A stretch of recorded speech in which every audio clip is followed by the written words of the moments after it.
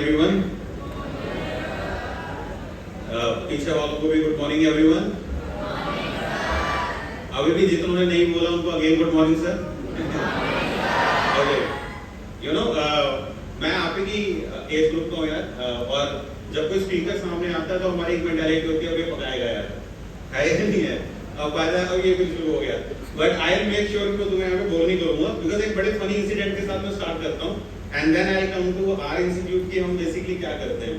आइल्स का तो सबने सुना होगा, सुना राइट? और आपने ये भी सुना होगा हम इंग्लिश के साथ बहुत एक्सपेरिमेंट करते हैं. एक अमेरिकन इंग्लिश होती है, एक ब्रिटिश इंग्लिश होती है, तो एक होती है हरियाणा पंजाबी इंग्लिश जो हमने अपनी बनाई हुई है. तो एक बार ना मैंने एक बच्चे से क्वेश्चन किया, नॉर्मल स्पीकिंग चल रही थी आइल्स की, तो मैंने उससे पूछा कि have your father ever assisted your mother in the kitchen? क्या आपके पापा ने कभी आपके मम्मी की किचन में हेल्प की है? उसका आंसर बड़ा जबरदस्त था, मतलब ऐसा कि ऑक्सफोर्ड भी हिल जाए एक बार को. कहता कि yes, my mother is a good cook and my father is a good cooker. तो मैंने कहा भाई कुकर क्या होता है? बोला सर लड़की हुई कुक तो लड़का क्या हुआ? मैंने कहा स्कूटर वाला हिसाब है कि लड़की चला रही है स्कूटी, लड़का क्या चला रहा है स्कूटर. तो हमारी इंग्लिश जो है ना वो अलग लेवल पे अगर हम बात करें, और उसी को ठीक करने के लिए बेसिकली हम यहाँ पे हैं आप सबके सामने, जैसा कि आप यहाँ पे डिस्प्ले में भी देख पा रहे हैं. आपको एक चीज प्राइमरीली यहाँ पे जो मैं बताने वाला हूँ वो ये है कि यार आपने ना फ्रॉड से कैसे बचना है. सबसे इंपॉर्टेंट पॉइंट ये है, इनफैक्ट आज जो अंबाला के आईजी हैं मिस्टर कविराज, उनकी भी स्टेटमेंट आई हुई थी कि अभी 12th पास आउट हो चुके हैं और बच्चे फॉरेन जाने का सोच रहे हैं, तो उनको बचना कैसे है. आपको ये चीजें नहीं पता चल पाती कि यार मैं कैसे पता करूं कि मैं जहां से फाइलिंग कर रहा हूं वहां पे वो लोग जेन्युइन है या नहीं है. ऐसा तो नहीं है यार मेरे साथ फ्रॉड हो जाएगा, ऐसा तो नहीं है मेरे पैसे डूब जाएंगे. ये एक ऐसा क्वेश्चन है जो बच्चों को तब पता चलता है जब वो कहीं ना कहीं नुकसान में आ जाता है.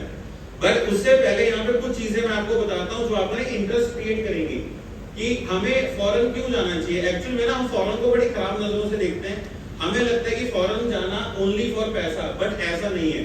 यहाँ पे मेडिकल स्ट्रीम के कितने बच्चे हैं? मेडिकल के काफी है. हमारे इंडिया में मेडिकल के बाद आई थिंक ऑप्शंस होते हैं एमबीबीएस के, but when it comes to foreign आप बहुत सारे मल्टीपल ऑप्शंस वहां पे ले सकते हो. लाइक आप हेल्थ ऑफिस एडमिनिस्ट्रेशन के अंदर जा सकते हैं. और एक अच्छी बात ये होती है कि कुछ सब्जेक्ट्स कुछ लिमिटेशंस होती हैं, बट आप आई स्पेशलिस्ट बन सकते हो आफ्टर 12. आप आई स्पेशलिस्ट के कोर्स पे भी जा सकते हो आफ्टर 12 मेडिकल. अपने इंडिया में अगर एक कोर्स ऑप्ट करना है तो इसके लिए हमें बहुत ज्यादा पढ़ाई करनी पड़ती है. इसके साथ आप में से जो मेडिकल के होते हैं उनका कई बार प्लान होता है कि यार मुझे वेट में जाना है. वेट होता है बेसिकली जो एनिमल के डॉक्टर्स होते हैं, वो कोर्स भी आपको आफ्टर 12 फॉरेन कंट्री जो है बेसिकली ऑप्शन देती है. इसके बाद एमबीबीएस का ऑप्शन भी आपको फॉरेन में मिलता है, जो कि बहुत अच्छा पॉइंट होता है. अब अगर मैं नॉन मेडिकल की बात करूं तो नॉन मेडिकल के कितने हैं हमारे पास? काफी है नॉन मेडिकल के. इंडिया में अगर हम आते हैं तो शायद बीएससी, बीसीए या बीटेक. फॉरेन में अगर आप आते हैं, एक तो आपको साइबर सिक्योरिटी के ऑप्शंस है जो कि एक बहुत इंपॉर्टेंट पॉइंट है आज के टाइम में. और इससे इंपॉर्टेंट एक सब्जेक्ट है that is artificial intelligence. You know what is artificial intelligence? IPhone कितने यूज करते हैं आप? इस आईफोन काफी करते हैं. सीरी है उसमें राइट, और बाकी जो एंड्रॉइड यूज करते हैं उसमें गूगल असिस्टेंट है, जैसे एलेक्सा है अमेज़न का.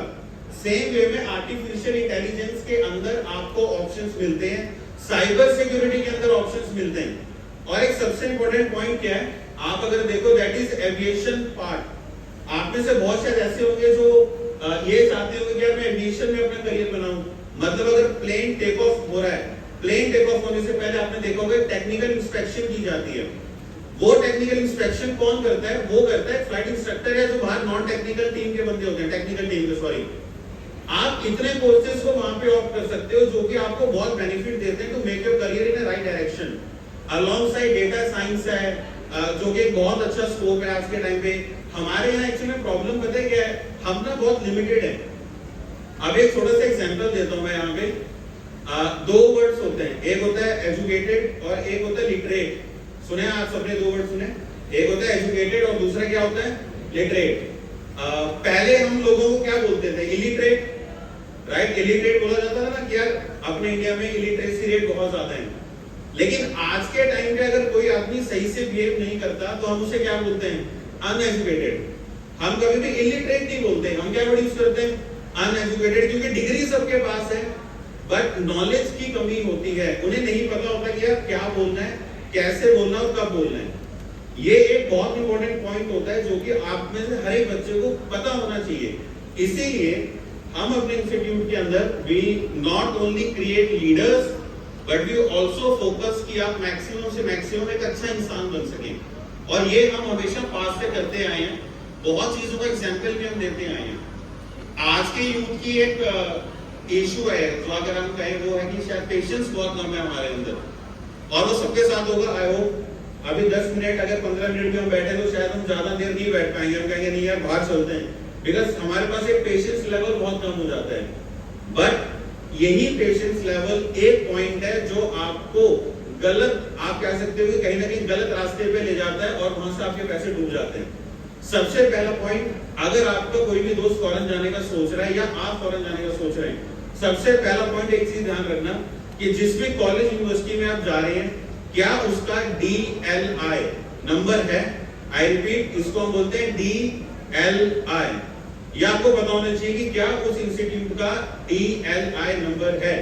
ये पहली चीज है जो आप में से हर एक ने चेक करना है।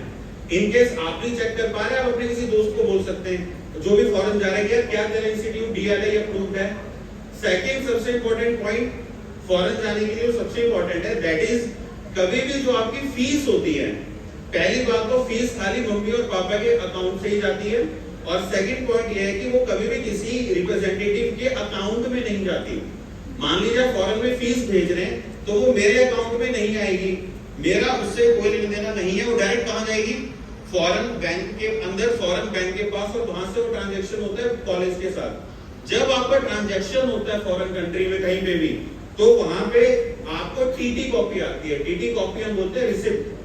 आपका हक है कि आप अपने रिप्रेजेंटेटिव से TT कॉपी को मांगे कि सर मेरी फीस मैंने करी थी, क्या वो फीस वहां पहुंच गई।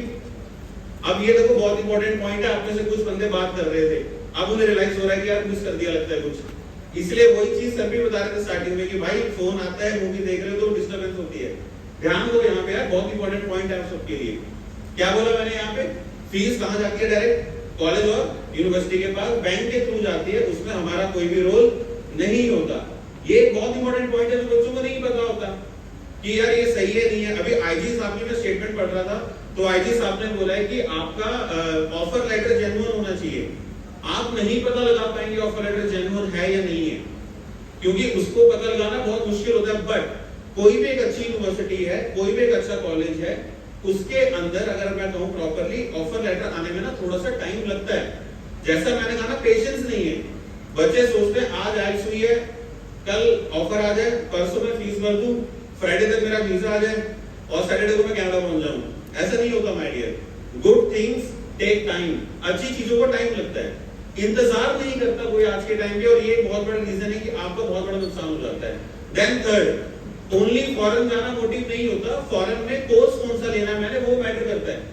जैसे जितने अगर है कोई कॉमर्स का बच्चा बैठा हुआ है तो HR का बहुत स्कोप है आज के टाइम पे फॉरेन में, HR जो रिक्रूटमेंट एंड ऑल करते हैं, तो आप उस तरफ अपनी डायरेक्शन को मोल्ड कर सकते हैं। टेक्निकल अगर कोई यहाँ पे बैठा हुआ है तो प्रोजेक्ट मैनेजमेंट का बहुत स्कोप है। अभी हमारे इंडिया में मेट्रो बन रही है लेकिन 60,000 प्रोजेक्ट मैनेजर्स की नीड है। अनफॉर्चुनेटली हम वो शॉर्टेज ही पूरी नहीं कर पा रहे बिकॉज हमारे यहाँ प्रोजेक्ट मैनेजमेंट का कोई कोर्स नहीं है। देखो फॉरेन जाने का मतलब ये नहीं होता कि अपने देश के साथ लॉयल नहीं रहना।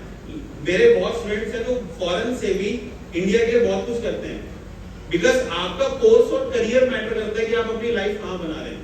और इसमें एक बहुत इंपॉर्टेंट रोल जो है वो आपके टीचर्स का भी आता है जो आपको गाइड करते हैं। हमारा आता है जो हम गाइड करते हैं। और इसके साथ एक छोटा सा इंसिडेंट है, महाभारत में तो सबने सुना हुआ है राइट। तो जब अर्जुन स्वयंवर में गया तो भगवान कृष्ण को उसने बोला कि भगवान कृष्ण ने अर्जुन को बोला कि यार ध्यान से और देख के निशाना लगाना बिकॉज मौका एक ही मिलेगा। तो अर्जुन बोला मुझे टेंशन लेने की क्या नीड है, मेरे साथ तो भगवान जा रहे हैं और ऑटोमेटिक है कि आपने सही लिखा होगा, अगर मैं दाएं बाएं भी मारूंगा तो आप निशाना क्या कर दोगे सीधा। तो भगवान कृष्ण का एक बहुत अच्छा आंसर आया था उन्हें, जो कि आपको पता चलेगा कि टीचर का रोल क्या होता है हमारी लाइफ में। भगवान कृष्ण कहते हैं कि भाई देख ऐसा है, निशाना लगाना है पानी में देख के, और पानी में वेव्स होती हैं, हिलता रहता है पानी। मैं तेरे लिए पानी को स्टेबल कर सकता हूँ, निशाना नहीं लगा सकता। मैं तेरी इतनी हेल्प कर दूंगा कि तेरा पानी स्टेबल हो जाएगा, बट निशाना आपको लगाना है। Same point my dear, teacher guide कर सकता है, मेहनत आपने करनी है। आइल्स के अंदर जो बच्चे हमारे पास आते हैं तो मेरे से एक चीज पूछते हैं, वो सर कितने टाइम में आइल्स हो जाएगी? अब देखो, आप जिम वाले के पास जाके पूछो कितने दिन में बॉडी बन जाएगी, वो क्या आंसर देगा? जितनी आप मेहनत करोगे। सेम वे आइल्स के ऊपर है, जितना बच्चा मेहनत करोगे आपको उतना जल्दी उसका रिस्पॉन्स मिलता है। अब एक सबसे इंपॉर्टेंट पॉइंट जो लास्ट में मैं बताना चाहता हूँ, आपने देखा होगा अंबाला में काफी ज्यादा कंपटीशन है, काफी ज्यादा कंसल्टेंट्स हैं, and let me assure you कि सारे अच्छा काम कर रहे हैं। ऐसा नहीं है कि कोई एक बहुत अच्छा काम कर रहा है, मैं आगे यहाँ बोल रहा हूँ मैं तो हूँ, बाकी कोई कुछ नहीं है, सब बहुत अच्छा काम कर रहे हैं। आपके पास एक ऑप्शंस हैं, और जब मल्टीपल रिप्रेजेंटेटिव्स मार्केट में होते हैं वो बहुत अच्छी चीज होती है। कभी भी ये मत सोचना कि यार मैं अकेला होना चाहिए मार्केट में, नहीं। अकेले होंगे तो मोनोपोली हो जाएगी, मोनोपोली हो जाएगी तो आप अपनी मनचाहा कर सकते हैं, आपको कोई कंपटीशन नहीं है।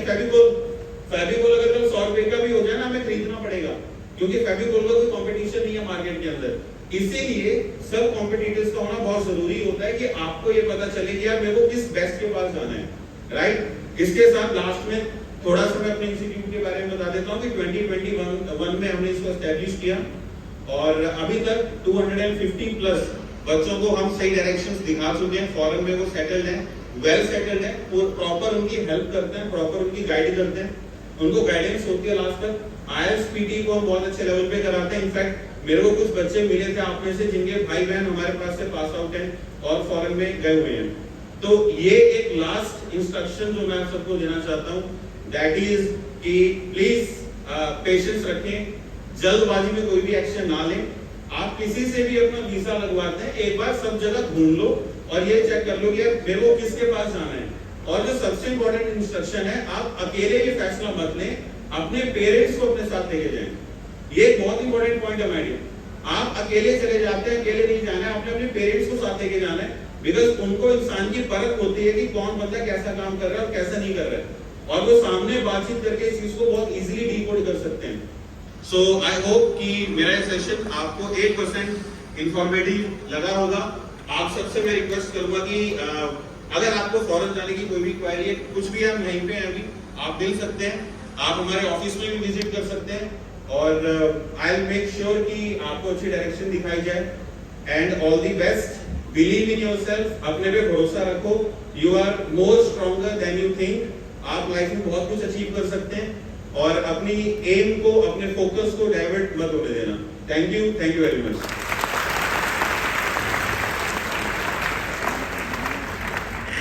Thank you sir DP. और स्टूडेंट्स, आपको बहुत सारी चीजें पता चली होगी। DLI नंबर पता चला? DLI नंबर क्या होता है? क्योंकि बहुत स्टूडेंट्स